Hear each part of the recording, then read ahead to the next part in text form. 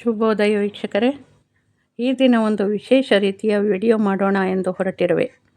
ನೀವು ವಿಡಿಯೋ ವೀಕ್ಷಿಸಿದ ನಂತರ ಹೇಗಿತ್ತು ಎಂಬ ಅಭಿಪ್ರಾಯವನ್ನು ತಪ್ಪದೇ ತಿಳಿಸಿ.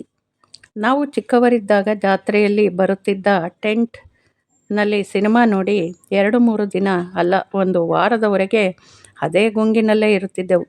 ಜಾತ್ರೆ ಮುಗಿಯುವುದು 1ರಿಂದ 1.5 ತಿಂಗಳಲ್ಲಿ 2-3 ಸಿನಿಮಾಗಳನ್ನು ನೋಡಿ ಎಷ್ಟು ಪ್ರಭಾವಿತರಾಗುತ್ತಿದ್ದೆವು.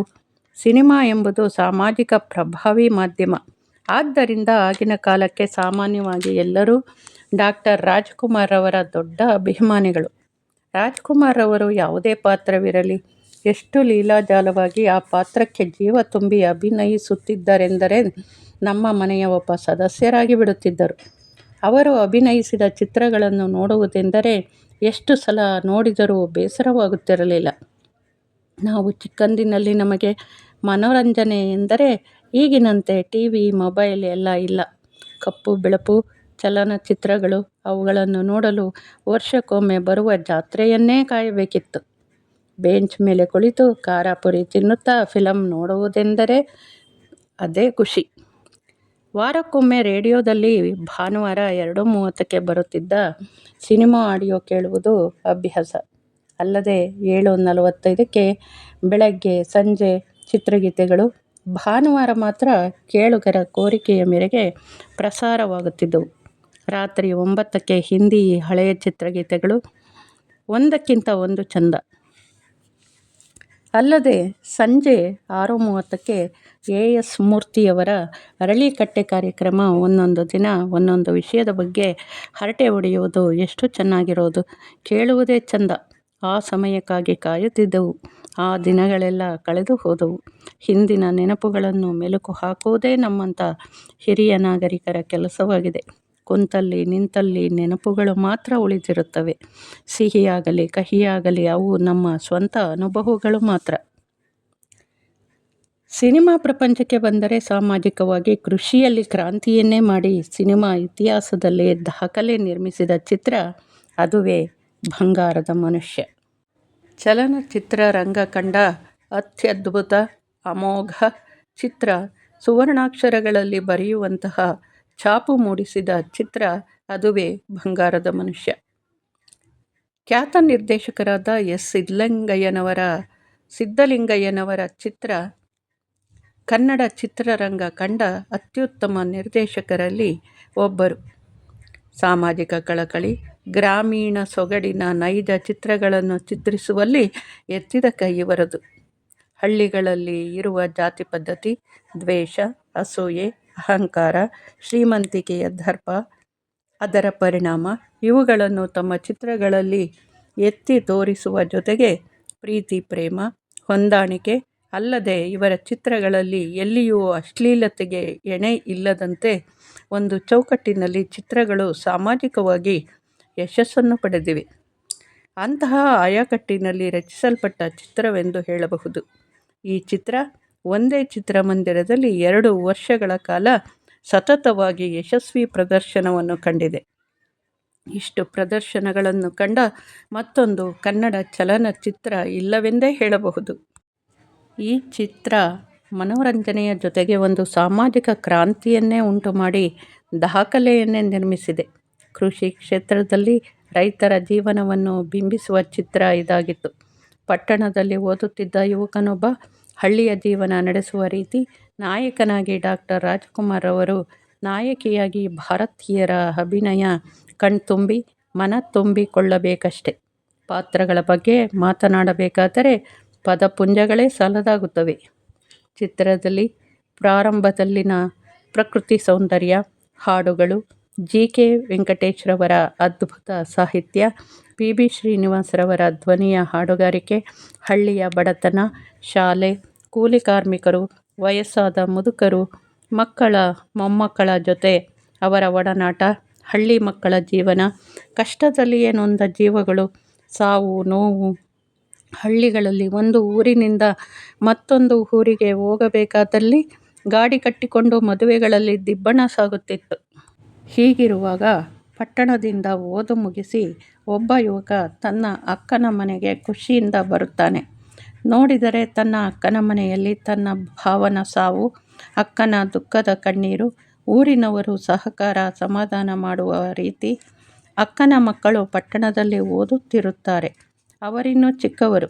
ಅಣ್ಣನಾದವನು ತನ್ನ ಹೆಂಡತಿಯ ಮಾತನ್ನು ಕೇಳಿಕೊಂಡು ತಂಗಿಯ ಸಂಸಾರದ ಸಮಸ್ಯೆಯಿಂದ ದೂರ ಸರಿದಾಗ ತಮ್ಮನಾದ ರಾಜೀವ ಅಕ್ಕನ ಸಹಾಯಕ್ಕಾಗಿ ನಿಲ್ಲುತ್ತಾನೆ. ಅಕ್ಕನ ಇಬ್ಬರು ಮಕ್ಕಳನ್ನು ಮುಂದೆ ಓದಿಸುವ ಜವಾಬ್ದಾರಿಯನ್ನು ತೆಗೆದುಕೊಂಡ. ಒಮ್ಮೆ ಅಣ್ಣನ ಮನೆಗೆ ಬಂದ ತಂಗಿ, ಹಣಕಾಸಿನ ಬಲವಿಲ್ಲದ ತಂಗಿ ಅಣ್ಣನ ಮನೆಗೆ ಹೋಗಬಾರದಿತ್ತು.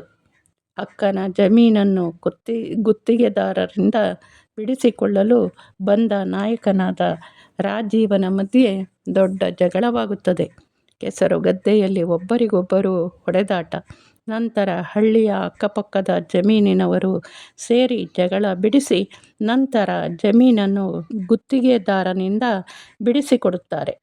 ನಂತರ ಜಮೀನಿನಲ್ಲಿ ಪೂಜೆ ಮಾಡಿ ಉಳಿಮೆ ಪ್ರಾರಂಭ ಮಾಡುತ್ತಾನೆ ರಾಜೀವ. ಪಂಚೆ ಮೇಲೆತ್ತಿ ಕಟ್ಟಿ ನೇಗಿಲನ್ನು ಹಿಡಿಯುವ ಮೊದಲು ಭೂತಾಯಿಯ ಮಣ್ಣನ್ನು ಕೈಯಲ್ಲಿ ಹಿಡಿದು, ತಾಯಿ, ಅಕ್ಕನ ಸಂಸಾರವನ್ನು ಎತ್ತಿ ಹಿಡಿಯಲು ಈ ಕೆಲಸಕ್ಕೆ ಕೈ ಹಾಕಿದ್ದೇನೆ. ಏನಾದರೂ ತಪ್ಪಾದರೆ ಹೊಟ್ಟೆಗೆ ಹಾಕಿಕೊಂಡು ಅನ್ನ ಕೊಡಮ್ಮ ತಾಯಿ ಎಂದು ಬೇಡಿಕೊಳ್ಳುತ್ತಾನೆ. ಹೊಸದಾಗಿ ನೇಗಿಲು ಹಿಡಿದಿದ್ದರಿಂದ ಕೈಯಲ್ಲಿ ಬೊಬ್ಬೆಗಳು ಬಂದಿರುತ್ತವೆ.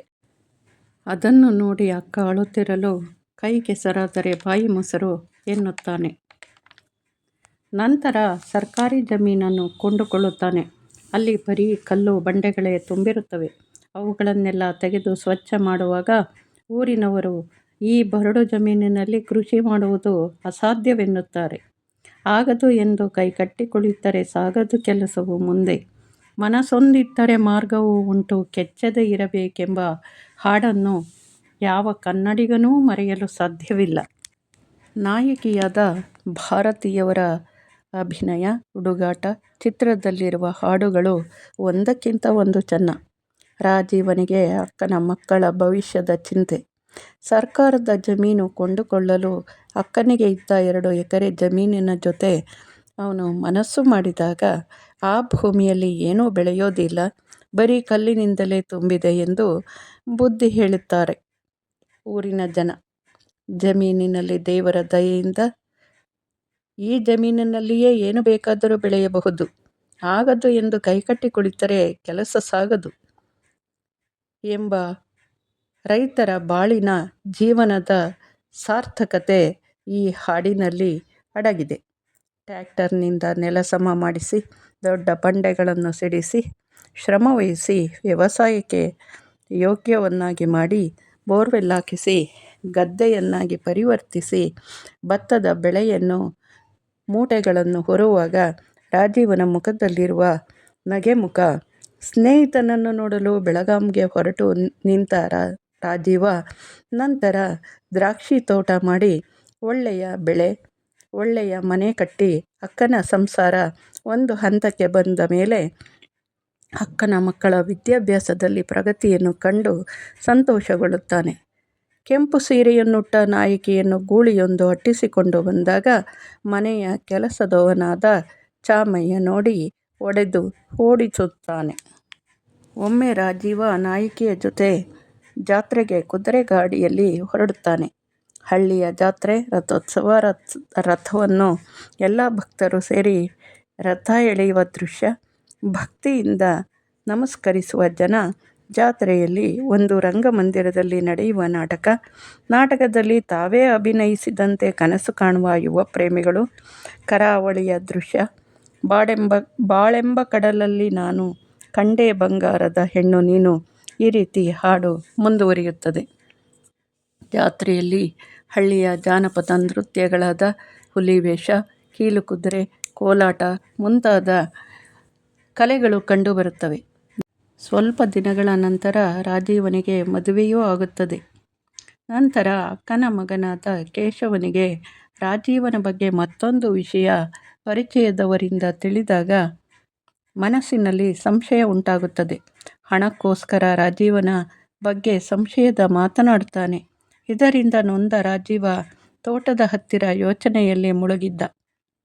ಕೆಂಪು ಸೀರೆಯುಟ್ಟ ತನ್ನ ಹೆಂಡತಿಯನ್ನು ಗೂಳಿಯೊಂದು ಅಟ್ಟಿಸಿಕೊಂಡು ಬರುವುದನ್ನು ನೋಡಿ ರಾಜೀವ ಓಡಿ ಹೋಗಿ ಗೂಳಿಯ ಜೊತೆ ಹೋರಾಡಿ ಲಕ್ಷ್ಮೀ ಎಂದು ತಿರುಗುವಷ್ಟರಲ್ಲಿ ಓಡಿ ಬರುತ್ತಿದ್ದವಳು ಕಲ್ಲನ್ನು ಎಡವಿ ಬಾವಿಗೆ ಬೀಳುತ್ತಾಳೆ.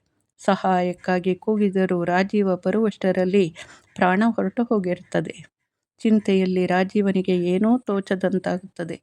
ಸ್ಮಶಾನದಲ್ಲಿ ಅಳುತ್ತಾ ಕುಳಿತಿರುತ್ತಾನೆ. ಊರಿನ ಗೌಡ ಸಮಾಧಾನ ಮಾಡಿ ಮನೆಗೆ ಕರೆದು ತರುತ್ತಾನೆ. ತನ್ನ ಅಕ್ಕನ ಮಗ ಆಸ್ತಿಯಲ್ಲಿ ಪಾಲು ಕೇಳಲು ಲಾಯರ್ನ ಕರೆದುಕೊಂಡು ಬಂದು ಆಡಬಾರದ ಮಾತುಗಳನ್ನಾಡಿದಾಗ ರಾಜೀವನ ಮನಸ್ಸು ಸೋತು ಹೋಗುತ್ತದೆ.